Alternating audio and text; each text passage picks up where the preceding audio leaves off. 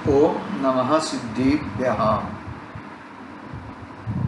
नमो अरिहन्ताणं नमो सिद्धाणं नमो ऐरिहाणं नमो उवज्जायां नमो लोये सव्सां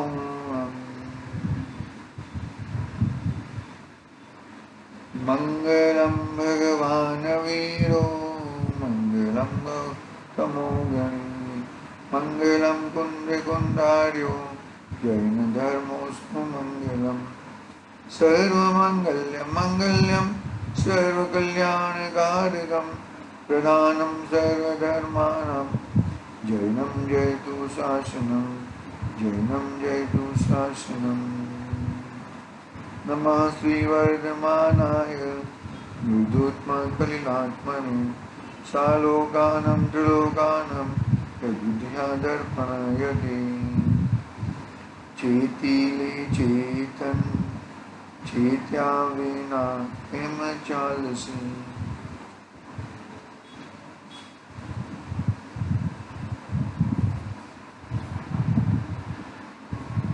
रत्नाकरण सावकाचार आचार्य सुमंत देवधा रचित महान ग्रंथ अपने सामने विराजमान है। छठा अधिकार भावना अधिकार तप भावना। तप की भावना स्वरूप प्रतपन में रहना, तपसा निर्जरा, ये सब बातें हमने कल की थी। तप के 6 प्रकार के बहिरंग तप और तप के 6 प्रकार के अंतरंग तप। 12 प्रकार के तप होते हैं, इसमें 6 अंतरंग और 6 बहिरंग। बहिरंग तपों की चर्चा प्रारंभ की थी। पहला अनशन तप है, बाद में औमोदर्य। औमोदर्य में कैसा है, क्या उसका स्वरूप कैसा है कि खाना तो बहुत है, तो भोजन आहार के लिए तो सब कुछ व्यवस्थित है, निरंतराय पूर्वक आहार चल रहा है। लेकिन औमोदर्य है, मानो कि 4 रोटी की भूख है और आधी रोटी खाने का, मतलब जो उदराग्नि है, जो उसको बहुत कम खाना देना। इससे क्या होएगा, क्या फायदा होएगा? इससे फायदा यह होएगा कि वो अच्छी तरह से, किस तरह से? अच्छी तरह से। अनशन में बहुत ही एकदम खाना ही नहीं लेना है, वो एक अच्छा है, लेकिन भोजन है, आहार है, लेकिन आहार की लिए भूख भी है, मतलब जठराग्नि में भी इतना है, लेकिन पूरा भोजन नहीं करना। वो बहुत कड़क बात है, याद रखना। आई बात समझ में? भोग संबंधी कम, मतलब आई बात समझ में? देखो पढ़ता हूं मैं यहां से। औमोदर्य। औमोदर्य तप का स्वरूप इस प्रकार जानना। अवम अर्थात कुछ कम, उदर में अर्थात जिसमें पूर्ण उदर से कुछ कम भोजन किया जाता है, मतलब आहार। बराबर है? मुनिराज का है ना, तप संज्ञा तो मुनिराज को ही होती है। उसे औमोदर्य तप कहते हैं। जितने भोजन से उदर भरता है, उतने से उन अर्थात कुछ कम भोजन करना वह उनोदर अर्थात औमोदर्य तप है। औमोदर्य तप से इंद्रियों का संयम होता है, भोजन की गृद्धता का अभाव होता है, अल्प आहार करने से वात पित्त कफादि प्रकोप को प्राप्त नहीं होते, रोगों का उपशम होता है, निद्रा आलस पर विजय होती है, स्वाध्याय में, सामायिक में, कायोत्सर्ग में ध्यान में खेद नहीं होता है। सुख से ध्यान, स्वाध्याय आदि आवश्यक होते हैं। अवमोदर या तप करने से उपवास का खेद, गर्मी आदि नहीं व्यापती। उपवास सुख से हो जाता है। यदि बहुत भोजन कर लेता है तो ध्यान, कायोत्सर्ग आदि आवश्यक सुख से हो जाता है। यदि बहुत भोजन कर लेता है तो ध्यान, कायोत्सर्ग आदि आवश्यक सुख से नहीं होते। आलस, निद्रा प्रबल हो जाते हैं। प्यास बहुत लगती है। गर्मी की पीड़ा सताती है। मतलब ज्यादा भोजन करने से क्या उनकी तकलीफ होती है ना, ये तो वो ज्यादा भोजन नहीं करने की, यहाँ तो भूख है लेकिन आधा ही खाना है, पा भाग का ही खाना है। 4 रोटी की भूख है और 1 ही रोटी खानी है, वो अवमोदर्य तप है। हम तो भोजन करते हैं तो मानो कि 3 रोटी की भूख है तो 4 रोटी खा लेते हैं कि भाई रात को यदि कुछ हो गया तो, रात को भूख लग गई तो उसको रात को ज्यादा चिंता रहती है। रात के भोजन का त्याग है, फिर भी रात की चिंता ज्यादा रहती है। मुनिराज की बात नहीं कर, मुनिराज तो एक ही बार भोजन रहता है, एक ही बार आहार रहता है उनका तो। इसलिए इंद्रियों की लालसा आदि घटाने के लिए, मन को रोकने के लिए ज्ञानी मुनि तो आधा भोजन, चतुर्थ भोजन क्रम से 1-2 ग्रास घटाते हुए 1 ग्रास मात्र पर्यंत अवमोदर्य तप के भेद करते हैं। किंतु जो मिष्ट भोजन के लाभ के लिए, कीर्ति प्रशंसा पाने के लिए अल्प भोजन करते हैं, वह अवमोदर्य तप नहीं है। अवमोदर्य तप तो भोजन में लालसा घटाने के लिए किया जाता है। गृहस्थ श्रावक के लिए भी अंतराय कर्म के क्षोभ से अनुसार प्राप्त हुआ भोजन में संतोष करके भोजन की लालसा छोड़कर इच्छा के निरोध के लिए अवमोदर्य तप करना श्रेष्ठ है। अवमोदर्य तप करना श्रेष्ठ है। ठीक है, इस प्रकार का अवमोदर्य तप की चर्चा हो गई। अभी तीसरा तप है वृत्ति परिसंख्यान। वृत्ति परिसंख्यान तप मुनिराजों के होता है। उसका स्वरूप मुनिराज भोजन को जाते समय प्रतिज्ञा करते हैं कि आज एक ही घर में ही जाऊंगा, या 2, 3, 5, 7 घरों का प्रमाण करके जाते हैं। आज सीधे मार्ग से ही मिलेगा तो, वक्र मार्ग से मिलेगा तो, ऐसा दातार होगा तो, ऐसा भोजन होगा तो, ऐसे पात्र में होगा तो, ऐसी विधि से मिलेगा तो भोजन ग्रहण करूंगा, अन्य प्रकार से नहीं करूंगा। ऐसी कठिन प्रतिज्ञा लेकर जो भोजन के लिए, आहार के लिए गमन करते हैं, उसे वृत्ति परिसंख्यान तप होता है। यह दुध्वर तप मुनिराजों से ही होता है।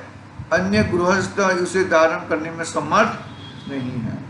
वृत्ति परिसंख्यान मुनिराज को ही होता है। अवमोदर्य और अनशन तो श्रावक भी कर सकते, उपवास आदि कर सकते हैं। अवमोदर्य भी श्रावक कर सकते हैं। आई समझ में कि नाना प्रकार की प्रतिज्ञा, अवग्रह, ऐसा मिला, ऐसा रहा तो ही मैं भोजन करूंगा, अन्यथा भोजन नहीं करूंगा। इस प्रकार है। देखो,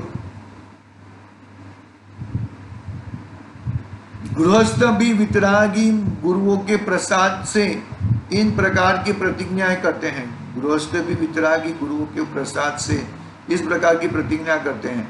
मैंने जिनेंद्र धर्म पाया है, इसलिए उज्जवल धर्म का घात जिसमें नहीं हो, ऐसी रीति से ही जीविका करूंगा, जिसमें श्रद्धा, ज्ञान, व्रत नष्ट हो जाए। वह जीविका नहीं करूँगा। कितनी जबरदस्त बात बताई। मतलब मेरा धर्म नष्ट नहीं होना चाहिए, कुछ भी हो जाए। हाँ, हाँ। गृहस्थ भी वितरागी गुरुओं के प्रसाद से इस प्रकार की प्रतिज्ञा करते कि मैंने जिनेंद्र धर्म पाया है, इसलिए उज्जवल धर्म का घात जिसमें नहीं हो ऐसी रीति से ही जीविका करूंगा। जिसमें श्रद्धा ज्ञान व्रत नष्ट हो जाए वह जीविका नहीं करूंगा। रात को 10 बजे आना है ऐसा मैं नौकरी नहीं करूंगा। मैं सूर्यास्त से घर पे आ जाना चाहिए। मेरे को रात्रि भोजन का पूरा एकदम त्याग है। इस तरह की व्यवस्था होती है और इस तरह की व्यवस्था करनी चाहिए। मिलती है व्यवस्था, आप चिंता नहीं करनी चाहिए हमें, वो व्यवस्था बन जाती है। खोटे पाप के वणिज व्यवहार नहीं करूंगा। उज्जवल वणिज, बहुत आरंभ रहित, कपट रहित, असत्य जो जीविका हो वही मुझे करना, अन्य नहीं करना इत्यादि आजीविका का नियम करता है। इत्यादि आजीविका का नियम करता है। कौन करता है? श्रावक। और किसके साथ में नियम?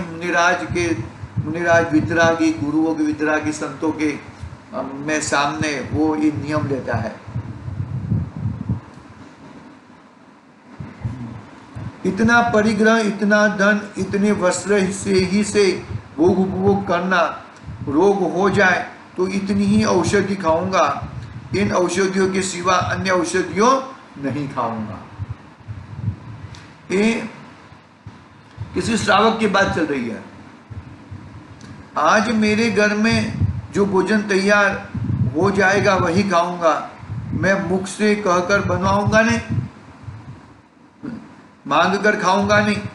आज मैं अपने घर में, अपने घर का ही बना थाली में प्रथम बार के परोसने में जितना भोजन आ जाएगा इतना ही भोजन करूंगा, फिर दोबारा मांगूंगा नहीं। इत्यादि प्रकार की इच्छाओं को रोकने के लिए गृहस्थ भी अपने मन में प्रतिज्ञा करता है। इस तरह की प्रतिज्ञा करता है। कौन प्रतिज्ञा करता है भैया? श्रावक करता है, मुनिराज के समक्ष ऐसी प्रतिज्ञा करता है। रस परित्याग, अभी चौथा हो गया, चौथा तीसरा हो गया। पहला कौन सा हुआ? अनशन, औमोदर्य और व्रत परिसंख्यान, वृत्ति परिसंख्यान। और चौथा है रस परित्याग। तप, रस परित्याग में क्या है देखो। अब रस परित्याग तप का स्वरूप कहते हैं। दूध, दही, घी, नमक, गुड़, तेल, ये 6 प्रकार के रस हैं। दूध, दही, घी, नमक, गुड़ और तेल। बरोबर है? इनमें से जिह्वा आदि इंद्रियों के दमन के लिए, मन की लोलुपता मिटाने के लिए, काम को जीतने के लिए, निद्रा को घटाने के लिए, संयम की साधना के लिए रसों का त्याग करना। कभी एक रस का त्याग, कभी 2 रस का त्याग, कभी 3 रस का त्याग, कभी 6 रस का त्याग करना, वह रस परित्याग तप है।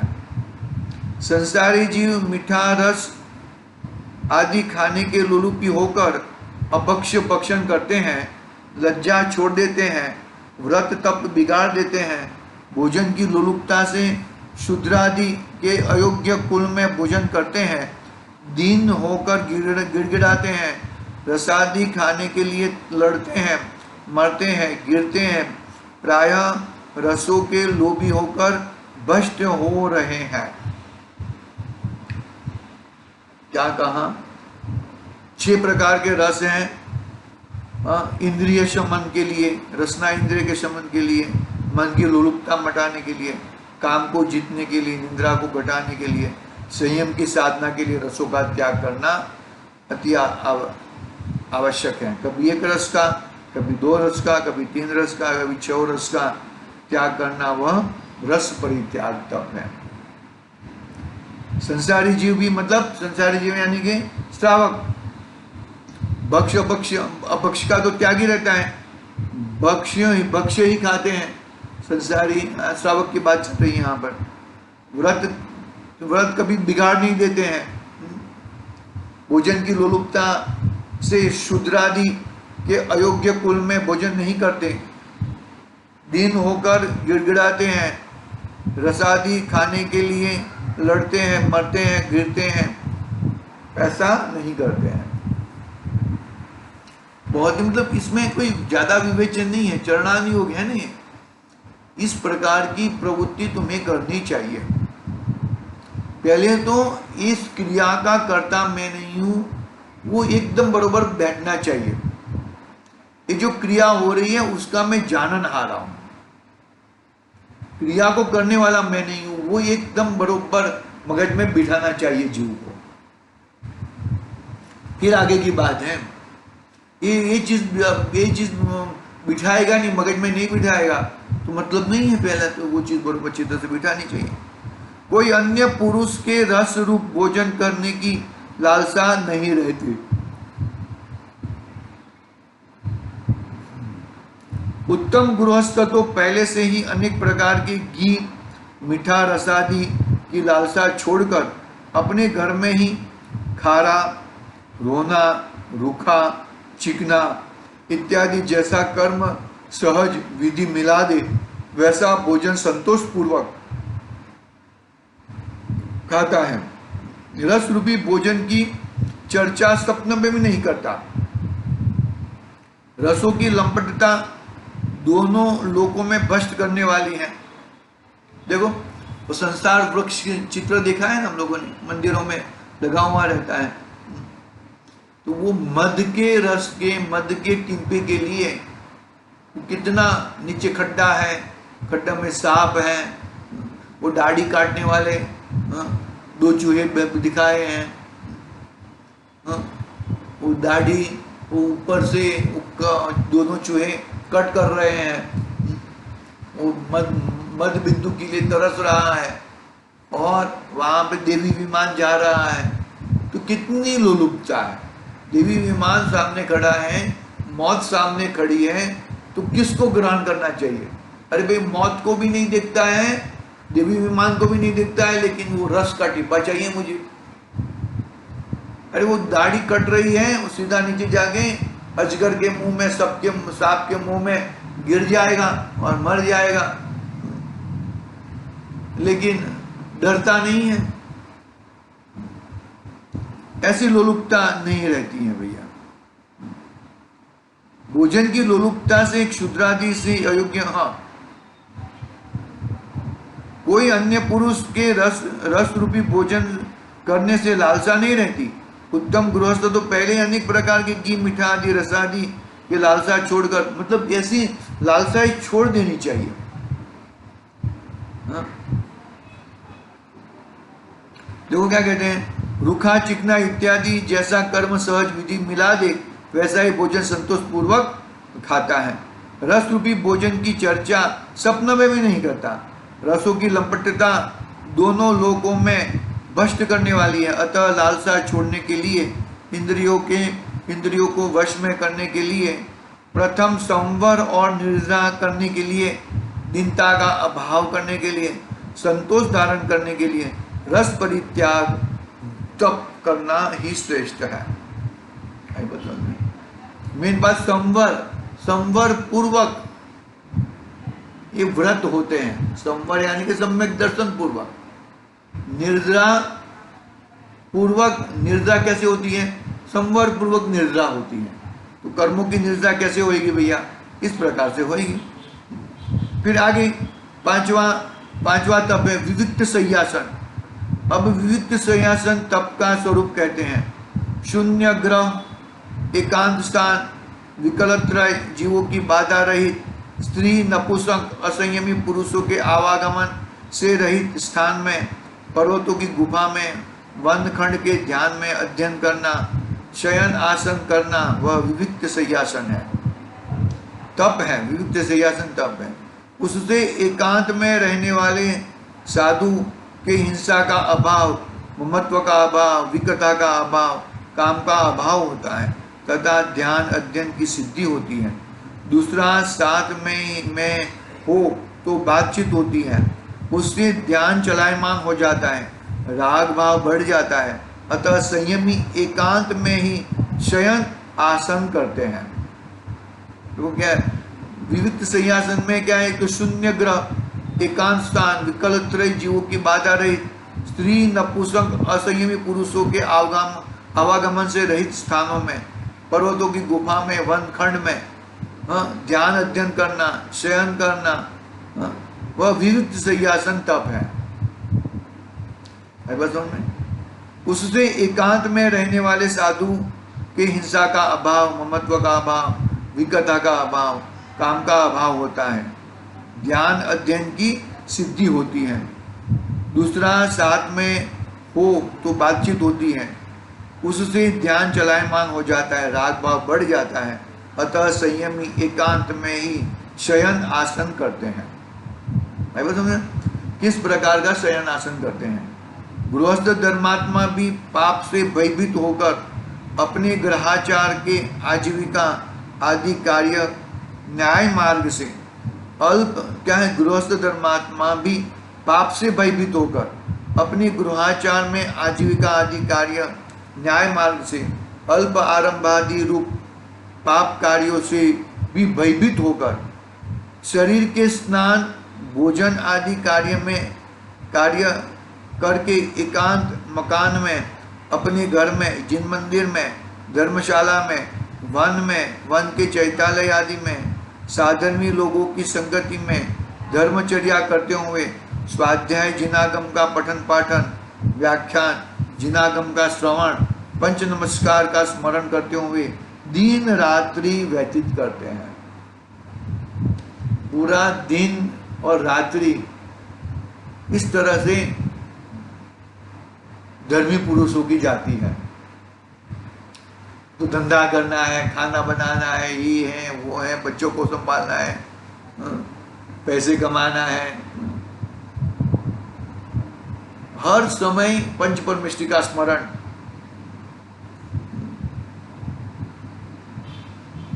पाप से भयभीत कोई होता ही नहीं अभी आजकल। क्या पाप क्या होता है? पाप से डरते नहीं है आजकल लोग, पाप कर देते हैं, जो होएगा देखा जाएगा। छुड़ाने के लिए बहुत सारे लोग हैं, अभी तो कर डालो पाप। अरे भाई, अभी मानो कि कोई तेरा पुण्य का उदय है और कुछ है तो पाप से शायद तू छूट भी गया, लेकिन तू छूटने वाला नहीं है। पाप तो बहुत बड़ा पाप होने वाला ही है भैया, पाप छूटने वाला नहीं है।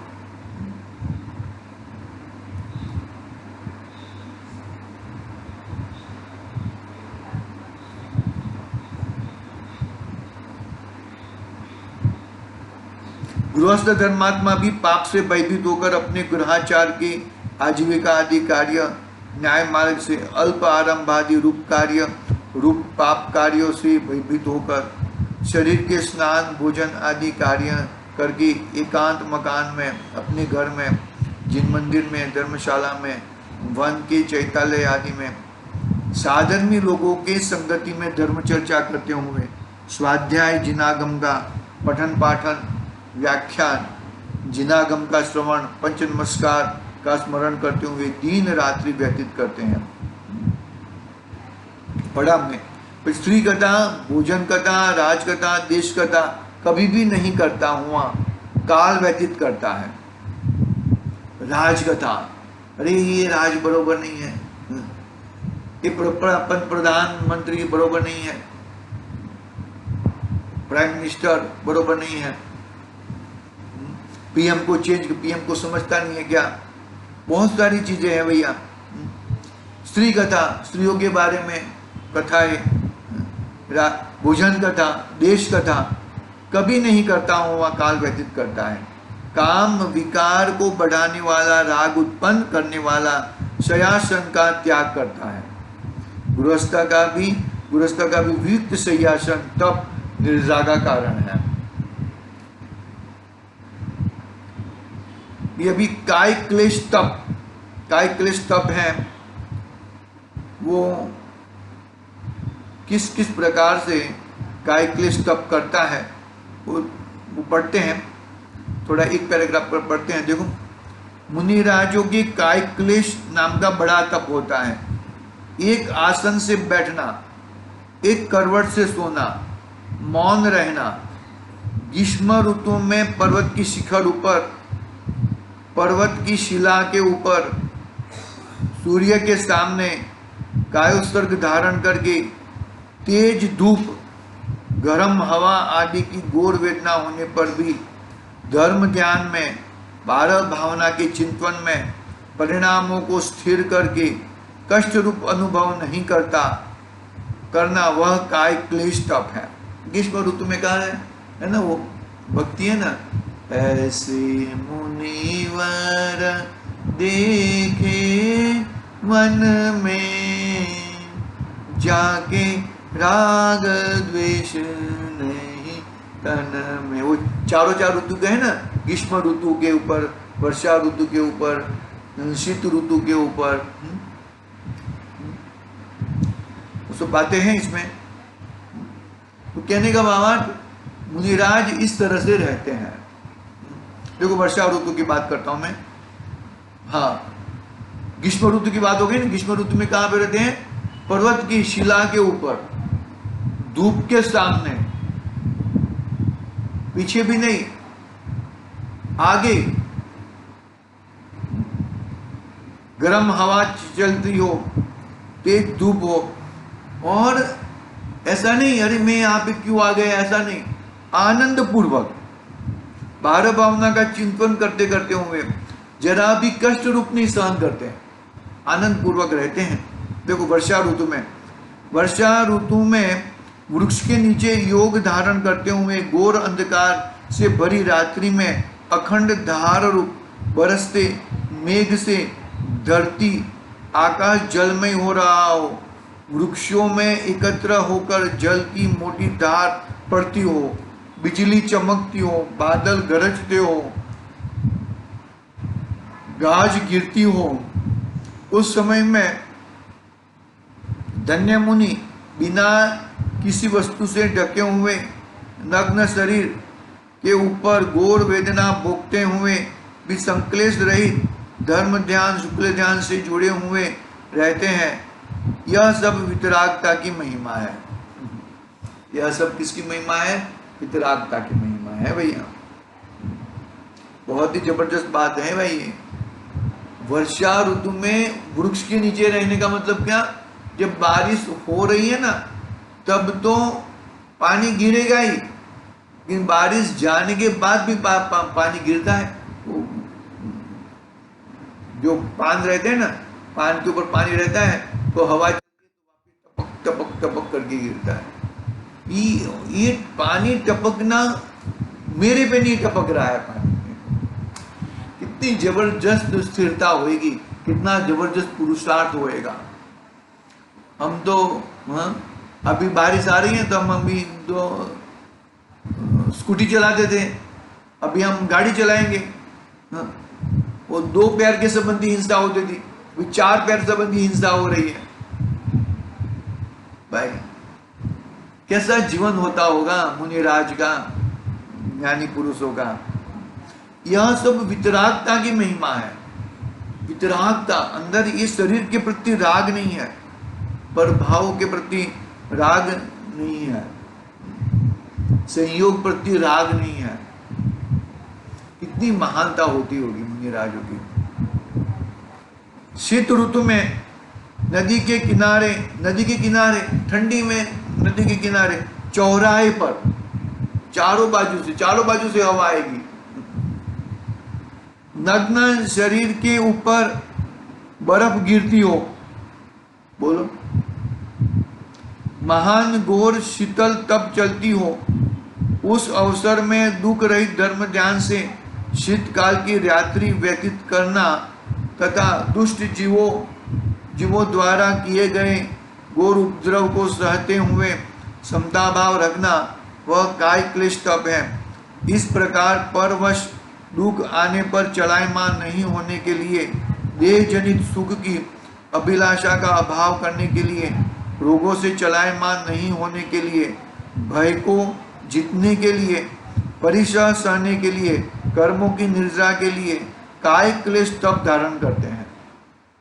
शरीर के प्रति द्वेष भाव नहीं है।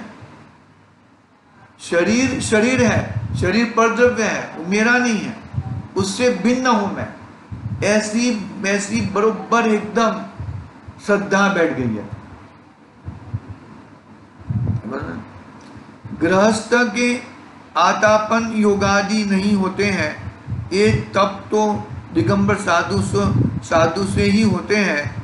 गृहस्थ तो स्वयं चलकर काय क्लेश तप नहीं करता है। सामायिक के समय में ही कोई क्लेश आ जाए तो चलायमान नहीं होता है।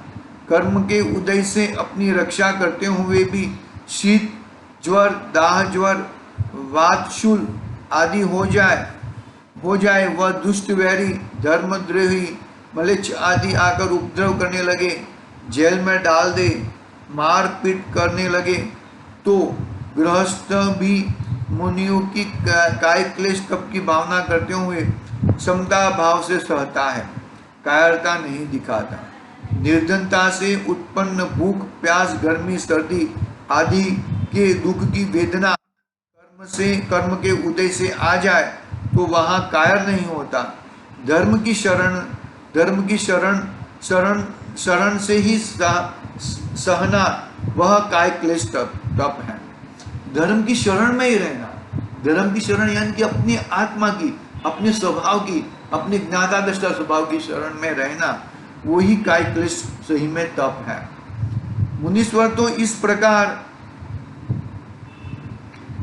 इस प्रकार काय क्लेश तप उत्साह पूर्वक धारण करते हैं। हम गृहस्थ काय क्लेश से बहुत दूर रहते हैं, तो भी यदि असाधा कर्म के उदय से दुख आ गया तो भयभीत हो जाने पर छोड़ेगा नहीं।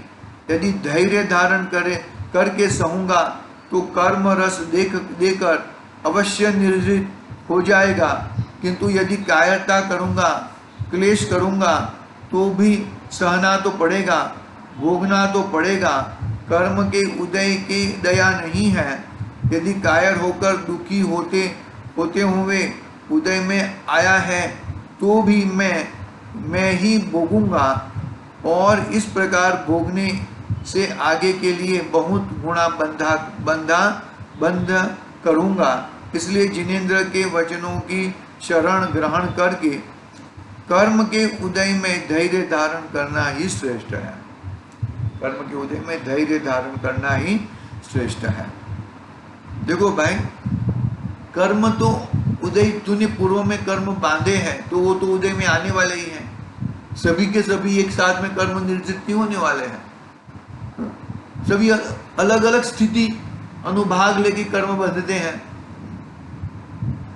ज्ञानावरणीय, दर्शनावरणीय, अंतराय और मोहनीय, सभी प्रकार के। तो वो कर्म अलग अलग अपेक्षा से, अलग अलग जगह से, अलग अलग तरीके से अपने उदय में आते हैं। उदय में आते हैं, वो उदय में बाहर में रहते हैं। तेरे आत्मा के साथ कुछ कर सकते नहीं है वो। कर्म कौन सा द्रव्य है? पुद्गल द्रव्य है, अचेतन द्रव्य है। तो वो चेतन के साथ कुछ कर सकता नहीं है। यदि तू वो कर्म के साथ जुड़ गया, कर्म को अपना मान लिया, तो ही गड़बड़ हो जाती है। ये तो बहुत बड़ी वो है। गृहस्थ के जब अंतराय कर्म का उदय आता है तब पेट भरने के लिए भोजन भी पूरा नहीं मिलता, घी आदि रस नहीं मिलते या थोड़ा मिलते हैं। उस समय उसे थोड़े में ही संतोष रखना चाहिए। पर का वैभव देखकर वांछा नहीं करना चाहिए। समता भाव रूप रहे तो सहज ही काय क्लेश तप होता है। बहुत निर्जरा करता है। इस तरह से अपने 6 बाह्य तप की चर्चा हुई है, और अंतरंग तप की चर्चा हम कल प्रारंभ करेंगे। और भी बाह्य तप का है, उसका है थोड़ा, और बाद में अंतरंग तप तो बहुत ही जबरदस्त होते हैं, इसको बोलने का नहीं रहता है, अंदर में ही। ठीक है, आगे की बात कल करेंगे। आज के लिए ओम नमः सिद्धे। निज निधि निज में बता।